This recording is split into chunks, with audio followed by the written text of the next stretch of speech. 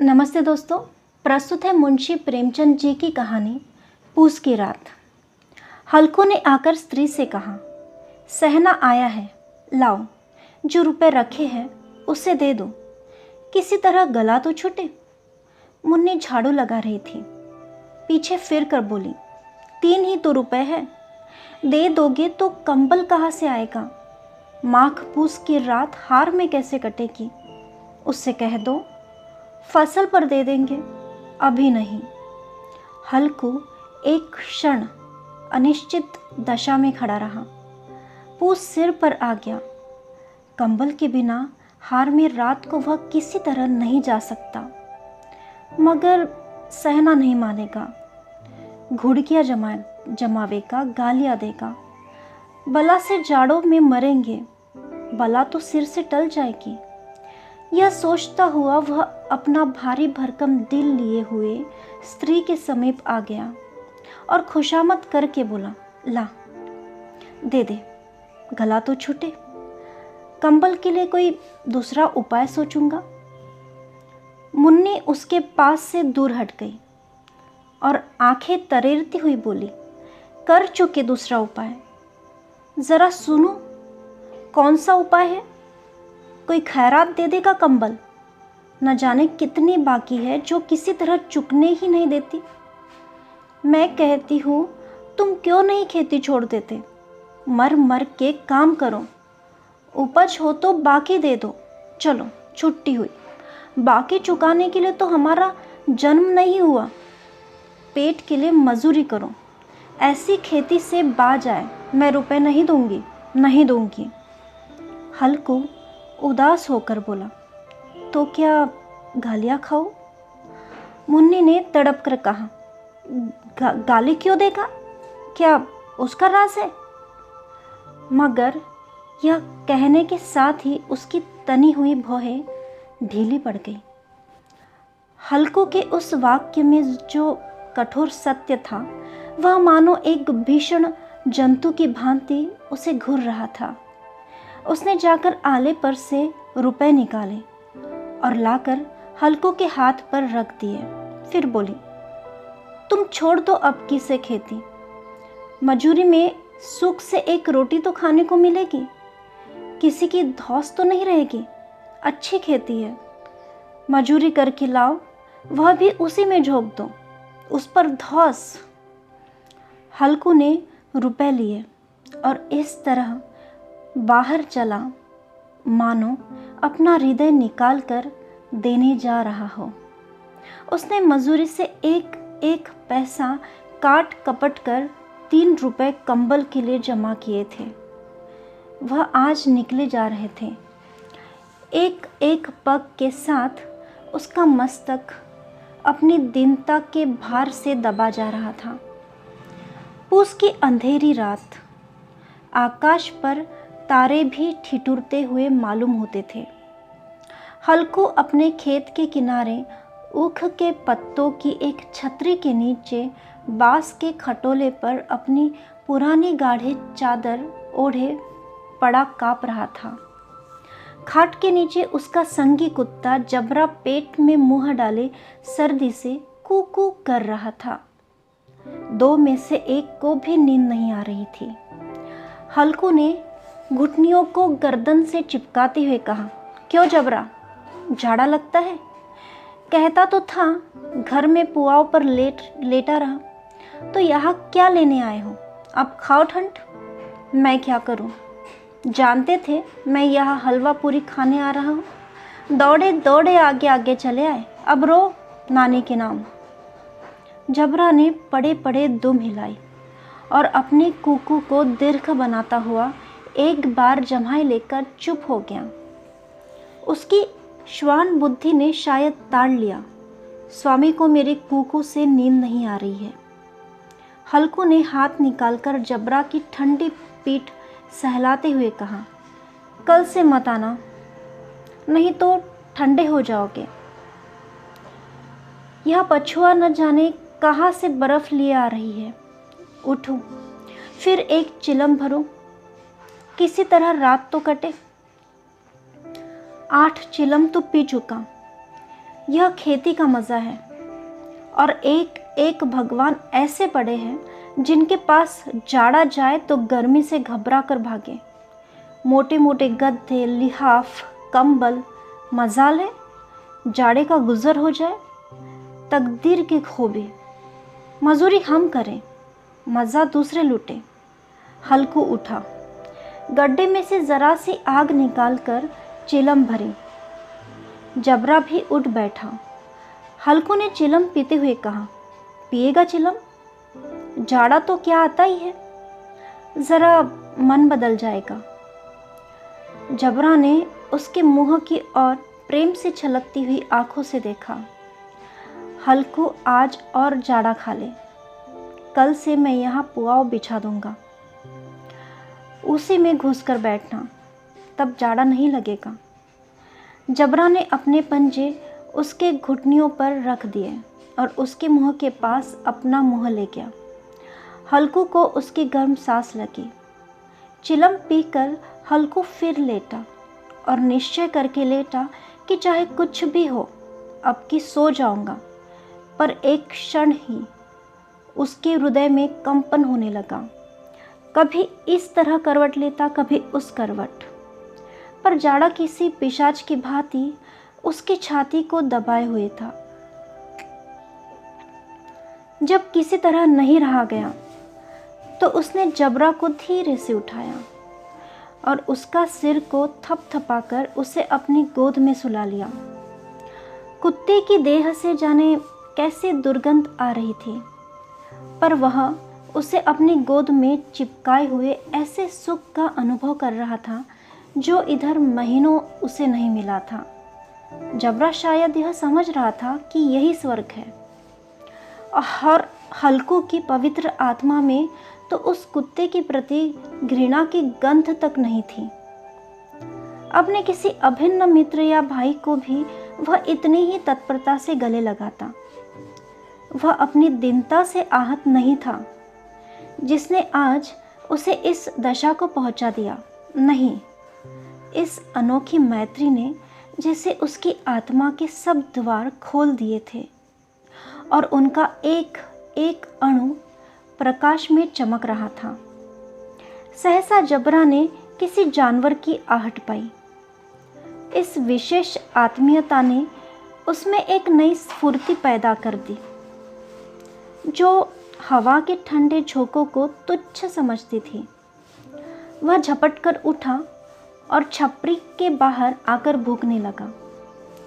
हल्कू ने उसे कई बार चुमकार कर बुलवाया, पर वह उसके पास नहीं आया। हार में चारों तरफ दौड़ दौड़ कर भूखता रहा। एक क्षण के लिए भी आ जाता तो तुरंत वही दौड़ जाता। कर्तव्य उसके हृदय में अरमान की भांति उछल रहा था। 1 घंटा और गुजर गया। रात ने शीत को हवा से धधकाना शुरू कर दिया। हल्कू उठ बैठा और दोनों घुटनों को छाती से मिलाकर सिर को उसमें छिपा लिया। फिर भी ठंड कम नहीं हुई। ऐसा जान पड़ता था सारा रक्त जम गया है। धमनियों में रक्त की जगह हिम बह रहा है।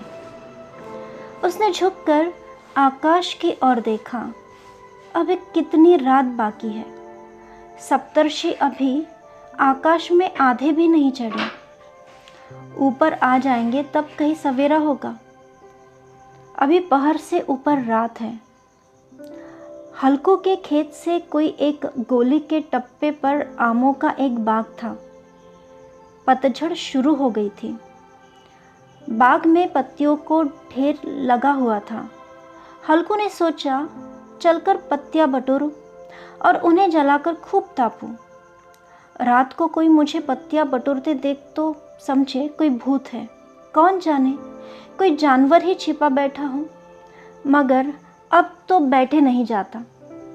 उसने पास के अरहर के खेत में जाकर कई पौधे उखाड़ लिए और उनका एक झाड़ू बनाकर हाथ में सुलगता हुआ उपला लिए बगीचे की तरफ चला।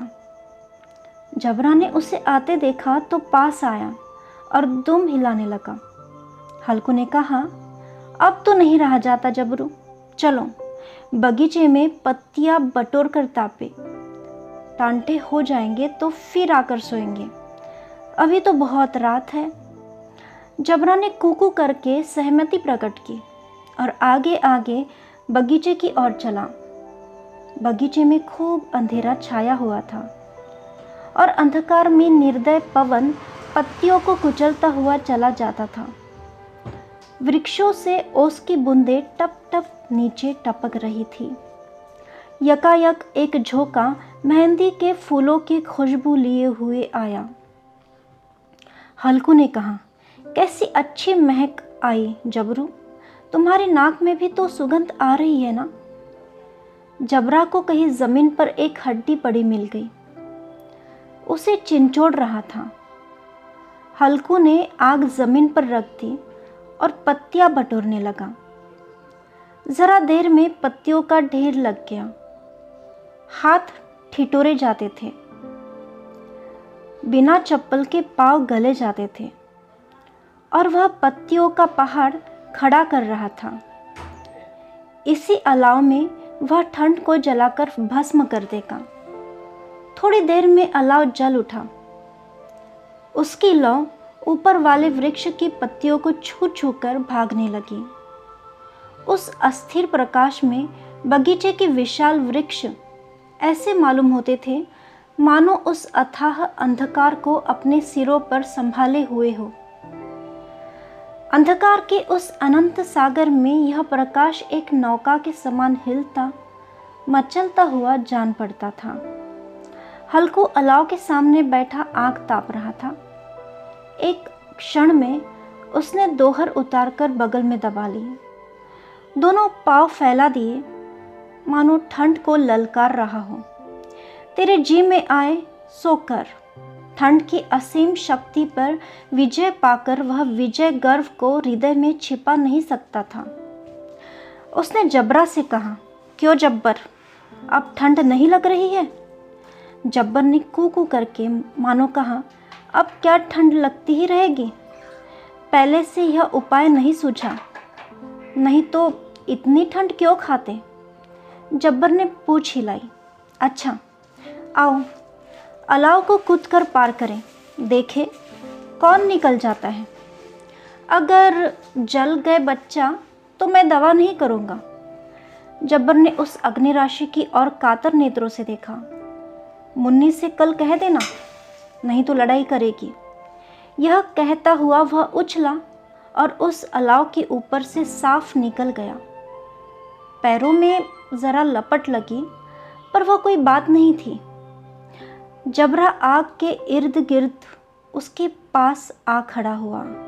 हल्कू ने कहा, चलो चलो, इसकी सही नहीं, ऊपर से कूद कर आओ। वह फिर कूदा और अलाव के इस पार आ गया। पत्तियां जल चुकी थी। बगीचे में फिर अंधेरा छा गया था। राख के नीचे कुछ कुछ आग बाकी थी, जो हवा का झोंका आ जाने पर जरा जाग उठती थी, पर एक क्षण में फिर आंखें बंद कर लेती थी। हल्कू ने फिर चादर ओढ़ ली और गर्म राख के पास बैठा हुआ एक गीत गुनगुनाने लगा। उसके बदन में गर्मी आ गई थी, पर जो जो शीत बढ़ती जाती थी उसे आलस्य दबाए लेता था। जबरा जोर से भूख कर खेत की ओर भागा। हल्कू को ऐसा मालूम हुआ कि जानवरों का एक झुंड खेत में आया है। शायद नीलगायों का झुंड था। उनके कूदने दौड़ने की आवाज़ें साफ कान में आ रही थी। फिर ऐसा मालूम हुआ कि खेत में चर रही है। उनके चबाने की आवाज़ चर चर सुनाई देने लगी। उसने दिल में कहा, नहीं, जबरा के होते कोई जानवर खेत में नहीं आ सकता, नोच ही डालेगा वो। मुझे भ्रम हो रहा है। कहाँ, अब तो कुछ नहीं सुनाई देता। मुझे भी कैसा धोखा हुआ। उसने जोर से आवाज़ लगाई, जबरा जबरा। जबरा भूखता रहा, उसके पास नहीं आया। फिर खेत के चरे जाने की आहट मिली। अब वह अपने को धोखा नहीं दे सका। उसे अपनी जगह से हिलना जहर लग रहा था। कैसा दंदाया हुआ था। इस जाड़े पाले में खेत में जाना, जानवरों के पीछे दौड़ना असह्य जान पड़ा। वह अपनी जगह से नहीं हिला। उसने जोर से आवाज़ लगाई, लीहो लीहो लीहो। जबरा फिर भूख उठा। जानवर खेत चर रहे थे, फसल तैयार है, कैसी अच्छी खेती थी, पर ये दुष्ट जानवर उसका सर्वनाश किए डालते हैं। हल्कू पक्का इरादा करके उठा और 2-3 कदम चला, पर यकायक हवा का ऐसा ठंडा चुभने वाला बिच्छू के डंक सा झोंका उसे लगा। वह फिर बुझते हुए अलाव के पास आ बैठा और राख को कुरेद कर अपनी ठंडी देह को गरमाने लगा। जबरा अपना गला फाड़ डालता था। नीलगाय खेती का सफाया किए डालती थी और हल्कू गर्म राख के पास शान बैठा हुआ था। अकर्मण्यता ने रस्सियों की भांति उसे चारों तरफ से जकड़ रखा था। उसी राख के पास गर्म जमीन पर वह चादर ओढ़कर सो गया। सवेरे जब उसकी नींद खुली तब चारों तरफ धूप फैल गई थी और मुन्नी कह रही थी, क्या आज सोते ही रहोगे? तुम यहाँ आकर रम गए और उधर सारा खेत चौपट हो गया। हल्कू ने उठकर कहा, क्या तू खेत से होकर आ रही है? मुन्नी बोली, हाँ, सारे खेत का सत्यानाश हो गया। भला ऐसा भी कोई सोता है? तुम्हारे यहाँ मड़ैया डालने से क्या हुआ? हल्कू ने बहाना किया, मैं मरते मरते बचा हूँ। तुझे अपने खेत की पड़ी है। पेट में ऐसा दर्द हुआ कि मैं ही जानता हूँ। दोनों फिर खेत के डांड पर आ गए। देखा दोनों खेत रौंदा पड़ा हुआ है और जबरा मड़ैया के नीचे चित्त लेटा है, मानो प्राण ही नहीं हो। दोनों खेत की दशा देख रहे थे। मुन्नी के मुख पर उदासी छाई थी, पर हल्कू प्रसन्न था। मुन्नी ने चिंतित होकर कहा, अब मजूरी करके मालगुजारी भरनी पड़ेगी। हल्कू ने प्रसन्न मुख से कहा, रात को ठंड में यहाँ सोना तो नहीं पड़ेगा। कहानी यही ख़त्म होती है दोस्तों। कहानी सुनने के लिए बहुत बहुत शुक्रिया।